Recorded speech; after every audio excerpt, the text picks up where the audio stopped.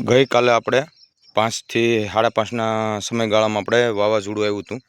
આ આંબલીના કાતરા બધા ખરી ગયા છે અને આ ઝાડવાની દિશાઓ જો આડા પડી ગયા છે, ટેકા મૂકેલા ફહાઈ ગયા છે. અને અન્ય જે નુકસાન છે આપણે જેમ કે આ રીતે આજે ચારે બાજુ નુકસાનીનો જ માહોલ છે.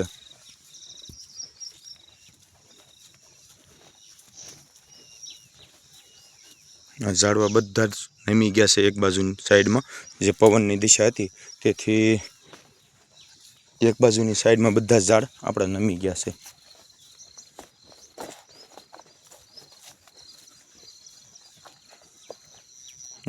ઝાડ પણ ઉસકી ગયેલ છે, આડા પડી ગયા છે.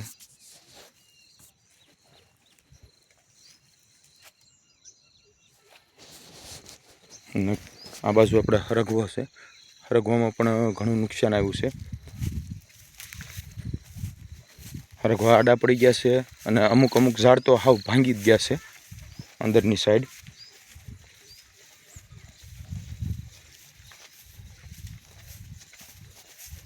અને આ લીંબુનું નુકસાન જે ખર્યા છે, આપણે જે ઉનાળુ લીંબુ તૈયાર થતા હતા તે બધા જ લીંબુ ખરી ગયા છે. આમાં કાસા પાકા બધા જ લીંબુ ખરી ગયા છે. અને આ પવનની સ્પીડ તમે જોઈ શકો છો કેટલી રહી છે.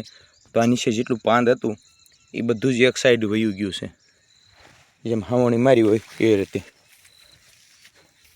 આમાં ચારે કોર લીંબુનું નુકસાન ને નુકસાન જ છે. ચારે કોર એટલું લીંબુ ખરી ગયેલા છે.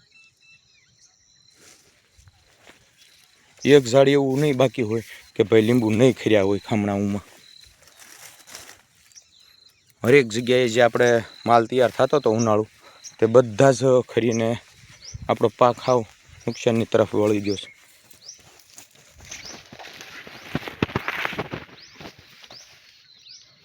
હવે આપણે આ વેદના આપણી કોને સંભળાવી? ત્યારબાદ આ ઝાડવા એક બાજુ હાવ નમી ગયા છે અને 1 થી 2 ઝાડ એવા છે તે હાવ ભાંગી ગયા છે, ઉસકી ગયા છે.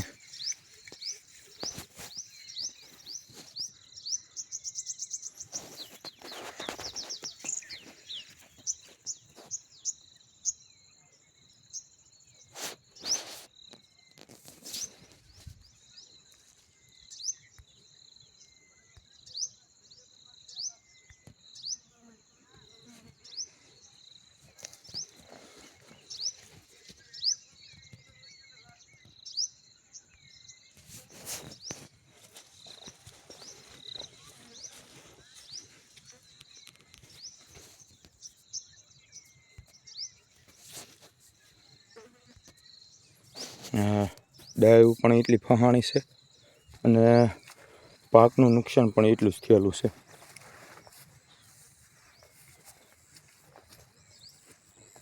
આવી રીતે બધા ઝાડ નમી ગયા છે, જમીનને અડી ગયા, હાવ ભોંતળિયે થઈ ગયા છે.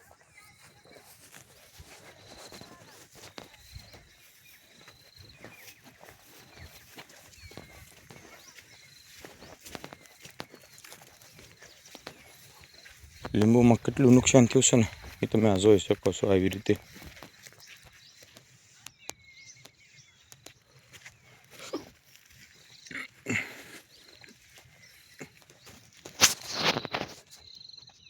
આ બધું છે ને આ વાવાઝોડાના હિસાબે બધા લીંબુ ખરેલા છે.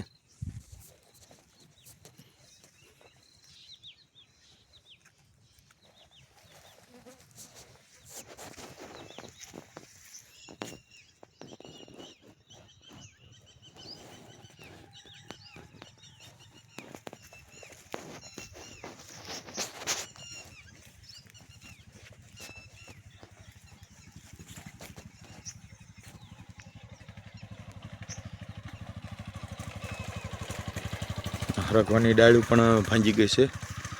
આ અડધો હરગવો જ ભાંગી ગયો છે. આપણો સરગવામાં જે નુકસાન છે ત્યાં જુઓ, હવે આનો કંઈ પણ ઉપયોગ નથી થઈ શકે એમ. આપણે જે માર્કેટમાં લઈ જતા હતા 25-30 રૂપિયાના કિલો જતો માર્કેટમાં, એ પણ હવે આપણે મોટામાં મોટું નુકસાન છે અત્યારે તો.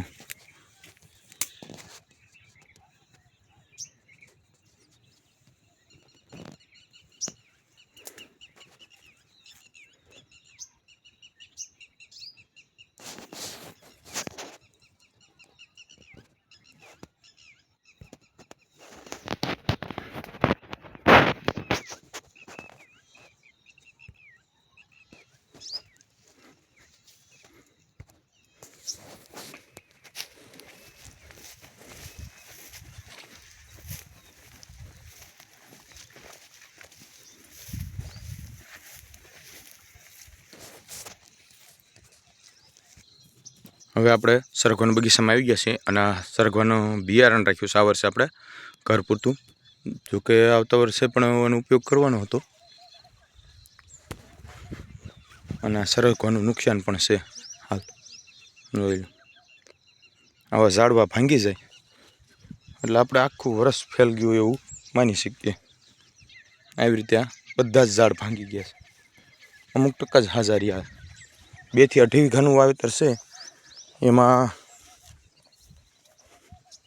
આવી રીતના નુકસાન થાય છે. તો આમાં આપણે શું ફાયદો કાઢી લેવો?